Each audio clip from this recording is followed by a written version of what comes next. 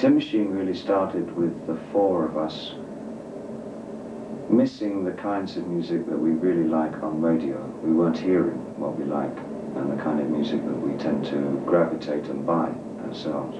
So we decided as a group to start playing the kind of music that we were missing.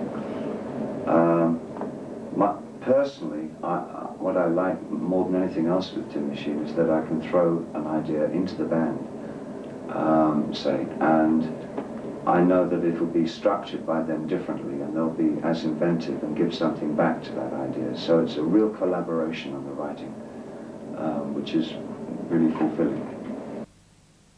We got together in '76 with Iggy Pop, and David was producing Iggy. That's where we met. And later on, a few years ago, Reeves and David met, and then we all met. We're still meeting. When I was working with Tony and Hunt, when I was playing keyboards behind Iggy on the Iggy Pop tour, and during rehearsals the three of us used to kind of work together and play, and always thought it might be one day a good idea to put a band together, but it never really came to anything until this last couple of years, when I independently met Reeves and the four of us then came together, became Tin Machine. It's freedom for me. You know, it's a very freeing experience for me, and I can express the way I feel through it. You know, it's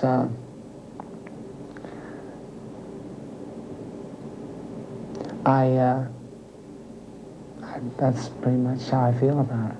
You know, I enjoy it very much, and I am enabled to communicate through rock how I feel. I believe it's the time spent together and learning and working together. You know, it's spawned what is really a band, and not just for individuals looking to. You know, it's a collective unit now. The most immediate difference, I guess, is the fact that we don't use drum machines or sequencers or tape live. Like, I mean, there are a few bands now playing live that don't. And that's the most immediate one that comes to mind. But it's just the fact that we actually let the songs expand and contract time-wise, or even metronomically. Some nights a song will be faster than it is another night. Because there's no drum machines or sequencers or things to worry about. We're completely flexible. We can do the chorus twice at the end if we want, or 4 times at the end if we want, of any given tune. The fact that there's a high level of improvisational capability within the band, you don't find that in bands these days. Bands don't really listen to each other on stage when they're playing like jazz bands would, or like rock bands had to do before they had the crutch of drum machines and computers. You know, that's the biggest difference. I mean, then I think the way to see our band is to actually see it on 2 different nights, because it'll be very different from night to night.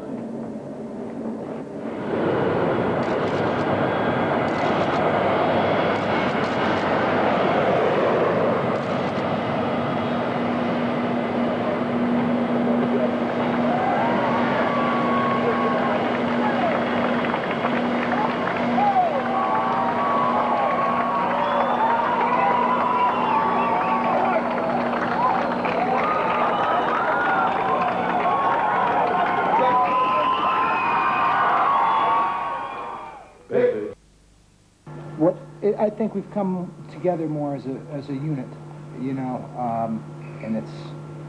We actually did a small tour in between the records, so we had the opportunity to play together, which the first record is really the first time the 4 of us ever got together and played.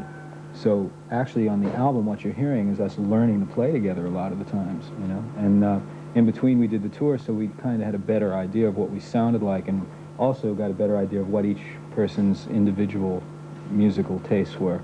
And I think we were able to make more of that like the R&B aspect from Hunt and Tony, stuff like that on the new record.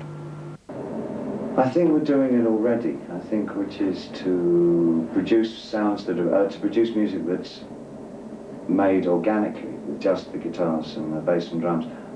On the other hand, I wouldn't like us to be restricted into that. There may be a time in the future when we'd like to work with high-tech equipment as well. But at the moment, the most high-tech thing we use is a DAT player, D-A-T, because of all the innovations at the moment. That's because we play so live and we don't really have to mix the things that we do. We could produce an album just with the DAT player, which is probably what we're going to do. Just go straight through the board, straight onto the DAT, and that's the album. The staging is very, very, very simple.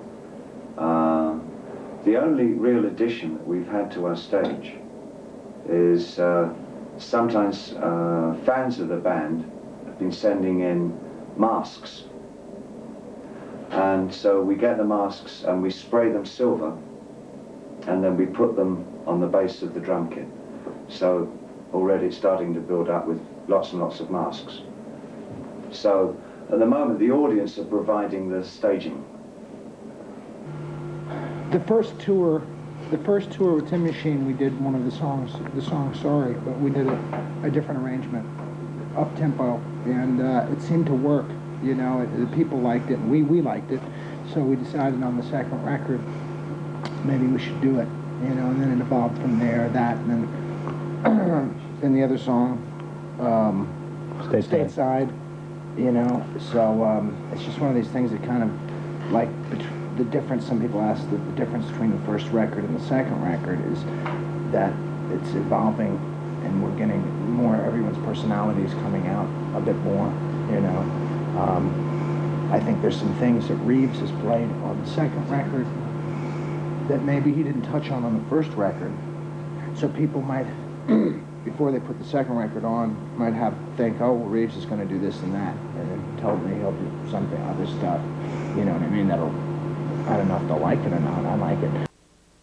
Because I think it's rather sad that so many artists these days, and I include myself, I've done it myself, that you come in and to Japan and you only play Tokyo and maybe Kyoto, and then you go away and continue touring somewhere else. Very much with this band, we're so proud about that I think we wanted it to be seen in Japan on a much wider scale. And we really felt that to be true to the kind of interest we've had from Japanese fans, that it would be relevant for us to go and play as many cities as possible this time. So it's just really exciting for us to do this.